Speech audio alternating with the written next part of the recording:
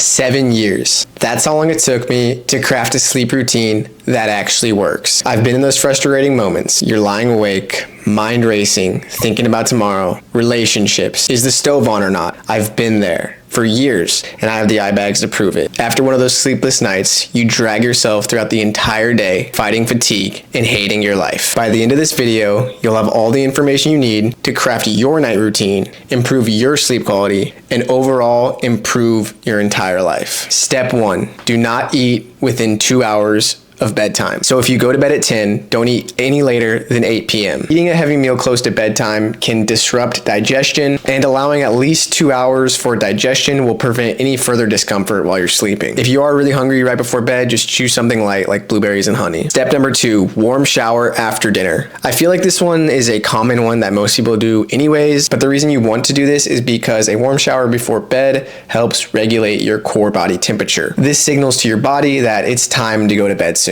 Step number 3, apply red light to devices or stop using devices. I don't really like to tell people to just completely avoid using your phone or your computer the last couple hours of the night, because I know that's simply just not realistic in this day and age. I've been reducing the blue light on my iPhone for over a year now, and I'm gonna walk through the steps of how to do exactly that on this video. You wanna go to settings, accessibility, display and text size, and then color filters. Adjust the intensity for whatever is comfortable for you, and now you have a red screen at night. But we don't wanna do that every night. We want to be able to change it back and forth just like this. How you're going to do that is go to settings, accessibility, select color filters, and boom, there you go. Now to turn on your red light, all you got to do is triple click your power button 3 times. So I try to do that around 1 to 2 hours before going to bed. The earlier the better, obviously. For laptops, the process might vary slightly, but it's even simpler here. Just go settings, system display, and then hit night light and pick your choosing of intensity. For Mac, you can enable night shift in the display settings. Step number 4, keep the lights down. This builds off of step number 3, but just dimming your room and keeping the lights down is gonna help your body wind down for the night and get ready for bed. I have this adjustable light here, and I can change the brightness on this. I'd recommend doing more warmer tones, so like a light red or a light yellow, something that is just relaxing and is gonna keep the tone very warm. Step number 5 is more of just a sleep tip, and it's mouth tape. Now, a lot of people make fun of this one, but trust me, it is legit. 30 to 50% of adults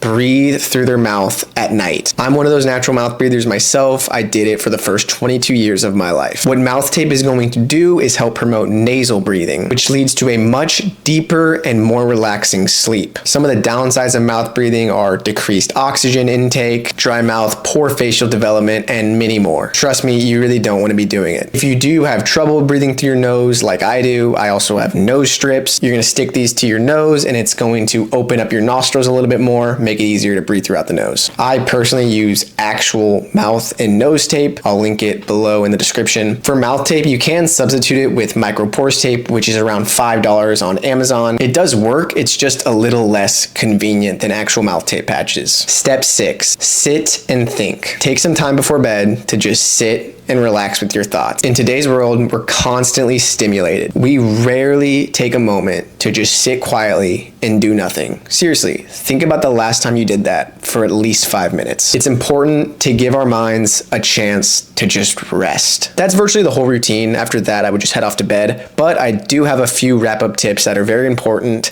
that you can implement today. So stick around. For me personally, I don't usually struggle to fall asleep. But once I fall asleep, I usually wake up a few hours later, especially during the stressful work week. And oftentimes after I wake up, I have trouble falling back asleep. And I feel like a lot of people have the same issue. There's a couple things I do here to combat this problem. The first one is sleep supplements. I would suggest the most common sleep stack, magnesium glycinate and L-theanine. And then I use one more on top of that. It's called apachinin. And I rarely hear people talk about this one, but I use those 3 and they do wonders for me. These are tools I use as needed, mostly during the work week when anxiety is a little bit higher. I try not to use them every single day because I feel like you can possibly build a tolerance to them, and I don't want to do that. I sleep fine during the weekend without them. Long story short, it's not something you want to rely on every night, but it's something you can take out of your arsenal to get that deep sleep if you're having trouble falling asleep. One more tip for those restless nights. Let's say you slept for a couple hours and you wake up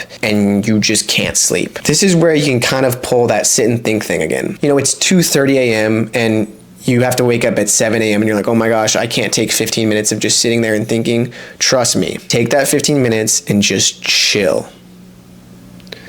Because that 15 minutes could be 4-5 more hours of good sleep instead of just laying in your bed, restless, not being able to sleep for hours. You don't even need to take 15 minutes. It can be 5 minutes of just chilling out, letting your mind just be calm. And then when you lay down to go to bed, don't force it. I used to do this when I was like 13 or 17. I couldn't sleep. I would close my eyes so hard and I was trying to force this. Don't do that. Don't even try to sleep. Just chill there. Sooner than later, your eyes are going to start to feel heavy. Put that sleep mask over your face and you're golden. You'll be out in 5 minutes max, maybe even less. And then the last tip is just improve your diet. Just keep it simple. Prioritize whole foods. Try not to eat too many processed sugars. Definitely not near bedtime. Keep it clean and you'll see some improvements in your sleep as well. The perfect night routine that I'd love to follow, but I'd be lying to you if I said I followed this every night. I'd be lying to you if I said I follow this most nights. It's not easy, and that's why it works. But if you do follow this routine, chances are you are gonna have some great sleep. After years of struggling with sleep, I found this formula that was effective for me, and I truly believe it'll be effective for you. I've shared this routine on TikTok and Instagram. People have loved it. They said it's helped them a lot, so I wanted to bring it to YouTube. Getting quality rest will improve every single aspect, every single one of your life. So make sleep a priority today and watch how much easier and better your life becomes.